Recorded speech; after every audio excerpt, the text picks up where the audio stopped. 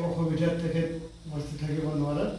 আজি 30 ডিচেম্বৰত আমি তেখেতৰ ঘৰত এই বঁটাটি প্ৰদান কৰাৰ বাবে আগবাঢ়ি আহিছোঁ আৰু তেখেতক এই মুহূৰ্তত আমি এখন ফুলাম গামোচা, এখন চেলেঞ্জ চাদৰ, এটা ফুলাম জাপি, এখন প্ৰশস্তি পত্ৰ আৰু এটা ট্ৰফিৰে তেখেতক আমি সামাজিক সমাজ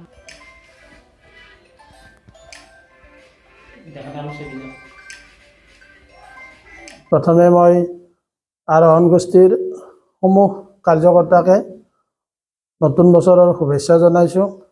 লগতে ইয়াত উপস্থিত মোৰ শিক্ষাগুৰু, সাংবাদিক বন্ধুসকল আটাইলৈ মই পোনপ্ৰথমে নৱবৰ্ষৰ শুভেচ্ছা জনাইছোঁ। এই আৰোহণ গোষ্ঠী যি এই বঁটা প্ৰদান কৰিলে, এই বঁটা বিশেষ সমাজকৰ্মী হিচাপে তেওঁলোকে দিছে। তো মই তেওঁলোকক বহুত বহুত কৃতজ্ঞতা জনাইছোঁ। আৰু বিশেষ অসুবিধাৰ কাৰণে মই 27 তাৰিখে উপস্থিত থাকিব নোৱাৰিলোঁ, তাৰ বাবে ক্ষমা বিচাৰিছোঁ। তেখেতসকলে আজি মোৰ গৃহত আহি উপস্থিত হৈ যি বঁটা প্ৰদান কৰিলে, মই তেখেতসকলক আটাইলৈ বহুত বহুত ধন্যবাদ আৰু শুভেচ্ছা জনাইছোঁ। এই অনুষ্ঠানটি আৰু দীৰ্ঘায়ু হওক কামনা কৰিছোঁ।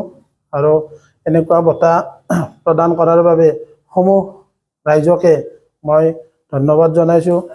আৰু অনাগত দিনত যাতে ভগৱানৰ কৃপাত এনেকৈ ৰাইজৰ হকে কাম কৰি যাব পাৰোঁ, সমাজৰ কাম কৰিব পাৰোঁ, তাকে আশা ৰাখিছোঁ।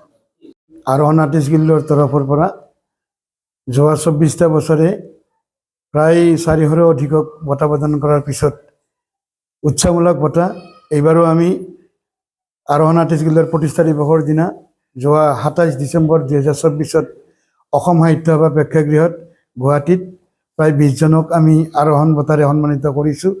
উক্ত অনুষ্ঠানতে আমি দয়াল দাসকো নিমন্ত্ৰণ জনাইছিলোঁ। তেখেত বিশেষ অসুবিধাত যাব নোৱাৰাত আজি উপস্থিত হৈছোঁ। কিন্তু অসমৰ ইমূৰৰ পৰা সিমূৰলৈ, শদিয়াৰ পৰা ধুবুৰীলৈ প্ৰায় গণ্যমান্য কিছুমান ব্যক্তিত্ব থকা ব্যক্তিক এই অনুষ্ঠানেৰে সন্মানিত কৰি আহিছোঁ।